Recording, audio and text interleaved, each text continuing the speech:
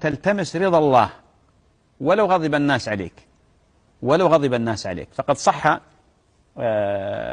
من حديث معاوية أنه بعث إلى عائشة يطلب منها نصيحة أو وصية، فقالت له، وتنقل هذا عن النبي عليه الصلاة والسلام، قالت له هذه النصيحة، قالت: من التمس رضا الله بسخط الناس رضي الله عنه وأرضى عنه الناس، ومن التمس رضا الناس بسخط الله سخط الله عليه وأسخط عليه الناس.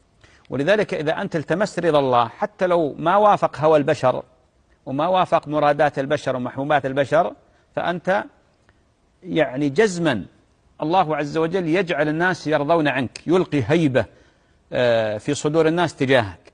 فالزهد في أيدي الناس، ابتغاء رضا الله عز وجل ولو على مخالفة أهواء الناس، هذا كله مما يجعلك ماذا؟ يجعلك محبوب عند الناس.